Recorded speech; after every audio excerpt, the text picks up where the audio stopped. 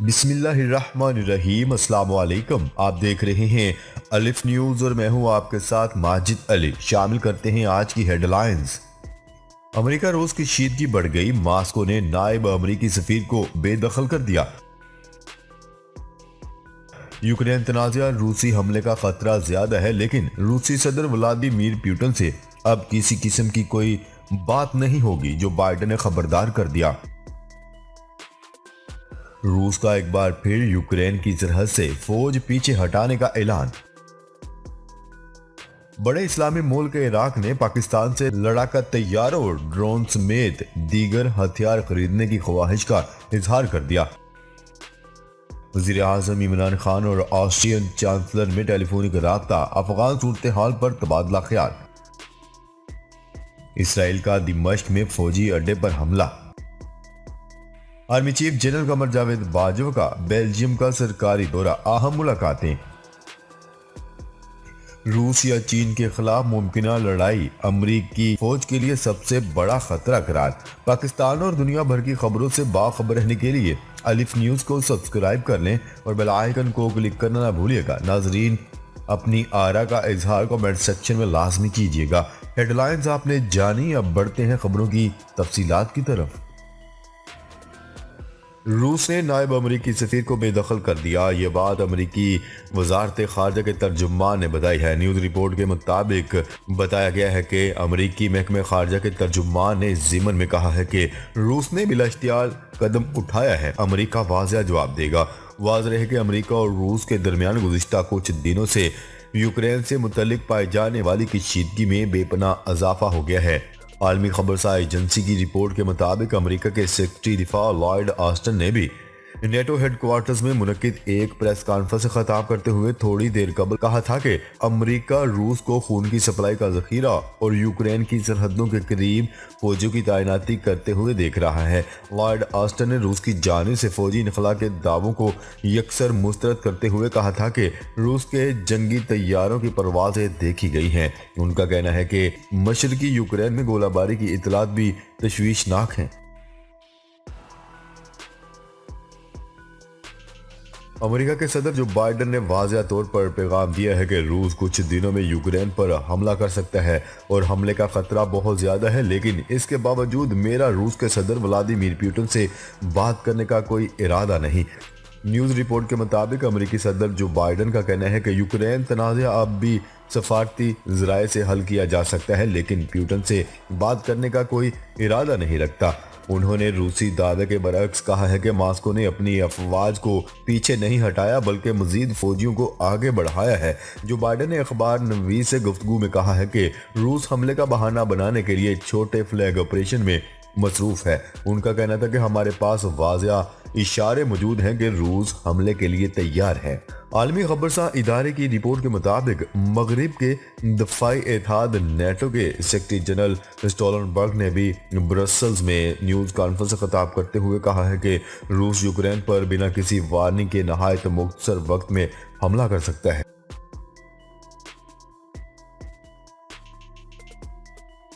روس کا ایک بار پھر یوکرین کی سرحد سے فوج پیچھے ہٹانے کا اعلان۔ روس نے ایک بار پھر یوکرین کی سرحدوں سے حملہ آور فوج پیچھے ہٹانے کا اعلان کر دیا۔ کریملن کے ترجمان کا کہنا ہے کہ یوکرین کی سرحد سے مکمل افواج پیچھے ہٹانے میں کافی وقت لگے گا۔ امریکہ اور نیٹو نے روس کے اعلان کو مشکوک قرار دے کر مسترد کر دیا۔ برسلز میں یورپی یونین کے رکن ممالک کا سربراہ اجلاس جاری ہے۔ فرانس، جرمنی اور دیگر رکن ممالک کے سربراہان برسلز میں موجود ہیں۔ برسلز میں ہی نیٹو کے وزراء دفاع کا اجلاس بھی جاری ہے، جہاں یوکرین کی صورتحال پر نیٹو ممالک کی حکمت عملی پر بحث ہوگی۔ روس نے امریکہ کی تجاویز کا تفصیلی جواب دینے کا اعلان کر دیا۔ ماسکو واشنگٹن کو بھیجا گیا جواب عوام کے سامنے بھی پیش کرے گا۔ برطانوی وزیر خارجہ کا کہنا ہے کہ یوکرین کا بحران کئی ماہ تک طول پکڑ سکتا ہے۔ روس کے اتحادی ممالک بیلاروس کے صدر نے امریکہ اور یورپی ممالک کو بڑی دھمکی دے دی ہے اور کہا ہے کہ بیرونی ملک سے ملک کو خطرہ پیش آیا تو بیلاروس جوہری ہتھیار ملک میں منگوا لے گا۔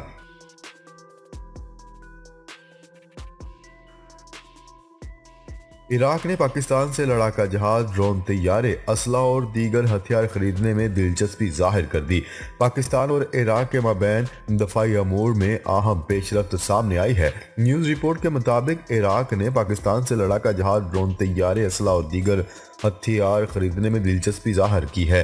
ذرائع کے مطابق عراق پاکستان میں مقامی سطح پر تیار ہونے والے JF-17 تھنڈر لڑاکا طیارے اور تربیتی ڈرون کی خریداری کا خواہش مند ہے۔ پاکستان سے طیاروں کی خریداری کو جلد حتمی شکل دی جائے گی۔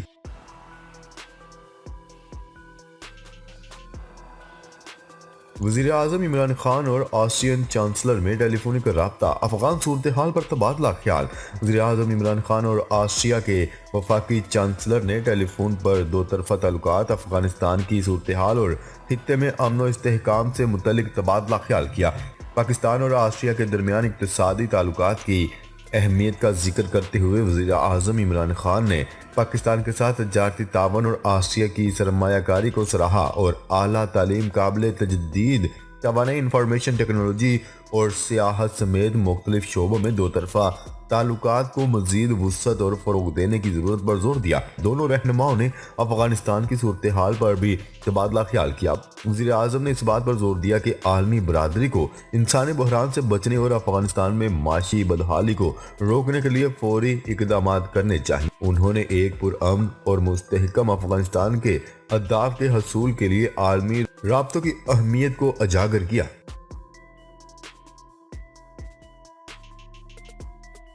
اسرائیل نے شام کے دارالحکومت میں فوج کے اڈے پر راکٹوں سے حملہ کر دیا۔ شام کے سرکاری میڈیا سینا کے مطابق اسرائیل نے شام کے دارالحکومت دمشق کے جنوبی حصے میں موجود فوجی اڈے کو نشانہ بنایا۔ رواں ماہ اسرائیل کی جانب سے یہ دوسرا حملہ ہے۔ اس سے قبل 9 فروری کو بھی اسرائیل نے شام میں اینٹی ایئرکرافٹ بیٹریز کو نشانہ بنایا تھا۔ سینا نے فوجی بیان کا حوالہ دیتے ہوئے بتایا ہے کہ اسرائیل نے گولان پہاڑیوں سے زکیہ نامی علاقے میں موجود فوجی اڈے پر متعدد میزائل داغے۔ فوج کا یہ بھی کہنا ہے کہ حملے میں کوئی ہلاکت نہیں ہوئی، تاہم مالی نقصان کا سامنا کرنا پڑا ہے۔ واضح ہے کہ شام میں 2011 میں خانہ جنگی کا آغاز ہوا تھا، جس کے بعد سے اب تک اسرائیل سینکڑوں فضائی حملے، جس میں حکومتی عہدیداروں کو بھی نشانہ بنایا گیا ہے۔ اسرائیل کا موقف ہے کہ وہ شام میں ایران حمایت یافتہ فورسز کی موجودگی برداشت نہیں کرے گا اور ان کا کلا کما کرنے کے لیے ہر ممکن اقدامات کرے گا۔ Army chief general Qamar Javed Bajwa کا کہنا ہے کہ پاکستان یورپی یونین ممالک سے اپنے تعلقات کو بہتر اہمیت دیتا ہے۔ یورپی یونین ممالک سے مشترکہ مفادات پر مبنی تعلقات کے فروغ کے خواہاں ہیں۔ پاک فوج کے شعبہ تعلقات عامہ ISPR کے مطابق army chief general Qamar Javed Bajwa نے بیلجیم کا سرکاری دورہ کیا۔ آرمی چیف کے برسلز میں یورپی یونین ملٹری کمیٹی کے چیئرمین جنرل کلاڈیو سے ملاقات ہوئی اور وہ secretary general European external action services سے بھی ملے۔ آرمی چیف سے ملاقات میں افغانستان سمیت خطے کی سیکیورٹی صورتحال پر بات چیت کی گئی۔ یورپی یونین کے ساتھ پاکستان کے دو طرفہ تعلقات سے متعلق امور پر بھی گفتگو کی گئی۔ جنرل قمر جاوید باجوہ کا کہنا تھا کہ پاکستان یورپی یونین ممالک سے اپنے تعلقات کو بہت اہمیت دیتا ہے۔ یورپی یونین ممالک سے مشترکہ مفادات پر مبنی تعلقات کے فروغ کے خواہاں ہیں۔ درینسا یورپی یونین حکام نے خطے کے امن و استحکام کے لیے پاکستان کی مخلصانہ کوششوں کو بھی سراہا۔